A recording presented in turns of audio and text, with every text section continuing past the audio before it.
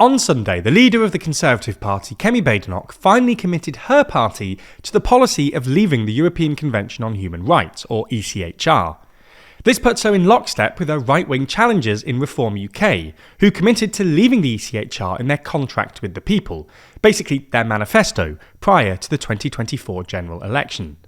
This means that the two big parties on the right of British politics now support leaving the ECHR. But what actually is it? Why do they want to leave? And would this actually be a good idea?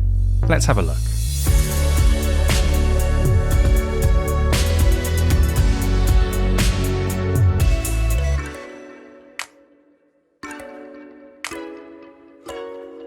Earlier this week, we discussed the newly announced Conservative policies with their leader, Badenoch, at the Conservative Party conference. Watch this over on the TLDR podcast channel. It's linked below. Now, it's worth starting by explaining what the ECHR actually is. In the aftermath of the Second World War, European nations met to try and draft a treaty that ensured that the horrors of World War II could never be repeated. As a result of these conversations, in 1949 the ECHR was formally drafted, and in 1951 the United Kingdom became the first country to officially ratify the convention. Included in the ECHR is everything from the right to life, Article 2, the freedom of expression, Article 10, and prohibition of discrimination, Article 14. In order to ensure that these rights are upheld in the signatory countries, in 1959 the European Court of Human Rights was established. Citizens who believe that their rights have been denied can have their case heard at the court in Strasbourg. The next big development came in 1998. This is when the UK's Human Rights Act was introduced under the new Labour government. This law essentially incorporated the ECHR into domestic law.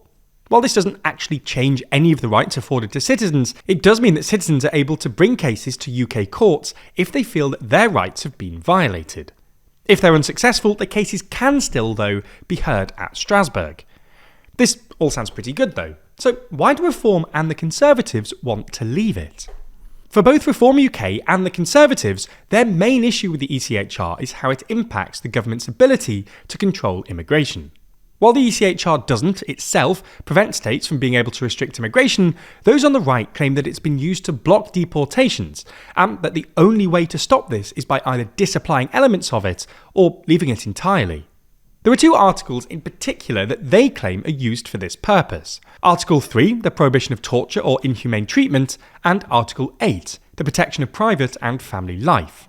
Article 3 means that governments can't deport a migrant to a country where there's a high risk that they'd face persecution, ill-treatment, or other serious human rights violations, known in international law as non-refoulement.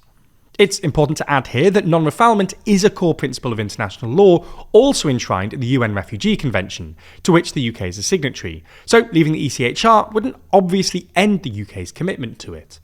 Anyway, Article 8 means that the government should attempt to protect the right to a private and family life. The important thing to note here, though, is that this is a qualified right, not an absolute right. What this means is that the Convention allows states to violate this right if they have a legitimate reason, and controlling immigration and deporting those that are seen as a threat to public safety are understood as legitimate reasons. According to a report from the University of Oxford's Bonnevero Institute of Human Rights, since 1980, the European Court of Human Rights has only found against the UK in 13 removal cases. And despite much of the coverage this year being about Article 8 in particular, only 4 of these were connected to the right to a family life. When it comes to the Human Rights Act itself, things are a little more murky. The Home Office doesn't regularly publish deportation data. The latest data release was in 2021. This, though, showed that only 922 foreign national offenders successfully challenged their deportation on human rights grounds in the first-tier tribunal between April 2016 and June 2021, only 3.5% of the total deportations. And when we consider that cases can be reviewed by an upper tribunal that's able to overturn these successful challenges, the number is likely even lower. Unfortunately, there isn't any formal data on this, though. The point we're making is that while leaving the ECHR might help with deportations, the effects will likely be small. Anyway, with this in mind, how could the UK actually leave? Now, it is possible for the UK to denounce or leave the ECHR. In order to do so, 5 years needs to have passed since it joined, and 6 months' notice needs to be given to the Secretary-General of the Council of Europe. If the UK were to do this, it would be the third country ever to leave the ECHR, the first being Greece, who left when they were under the rule of a military junta, and who later rejoined, and then Russia, who was expelled following its full-scale invasion of Ukraine. And in addition to this, British citizens would lose the external scrutiny of their human rights provided to them by a supranational court. This would happen even if the government introduced a British Bill of Rights, as the Conservatives previously suggested. Clearly, leaving would certainly be a reputational risk, and could come with a weakening of the protection of rights for UK citizens. In addition to this though, there are two other significant obstacles to leaving. The potential for it to undermine both the Good Friday Agreement and the Trade and Cooperation Agreement. The issue is that the Good Friday Agreement contains a clause in it that states that the ECHR should be incorporated into Northern Ireland law, along with further references throughout the document to safeguards provided by the ECHR.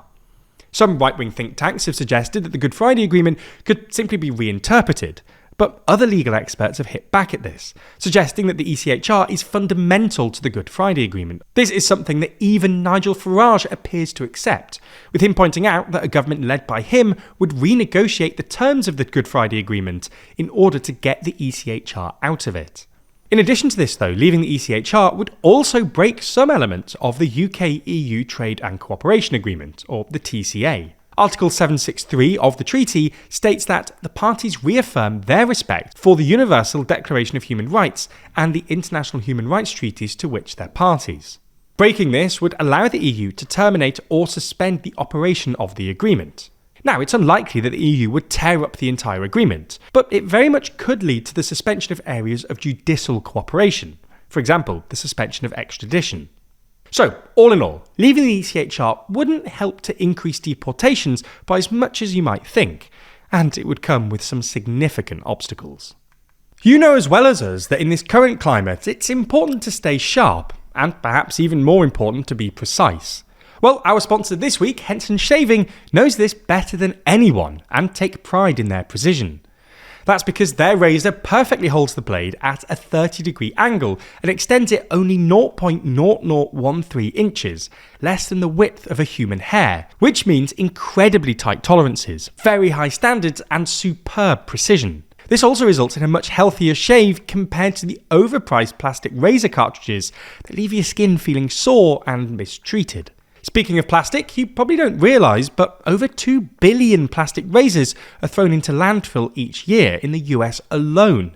So not only are they wildly expensive, but they're also terrible for the environment. The same can't be said for Henson, as their razors are completely plastic free. From the blade to the box, everything Henson ships out to you is entirely recyclable. Henson strives to protect your skin in a way that's accessible, affordable and kind to the environment. And while it might sound intimidating changing the blade yourself, it's actually remarkably easy to do so, and even kind of satisfying taking full control of your shave. If you've been meaning to try out Henson, there's no better time to start than right now, as we're offering you 100 free blades with your purchase when you use code TLDR at checkout. Just go to hensonshaving.com/TLDR or click the link in the description and you'll be on your way to a healthier shave.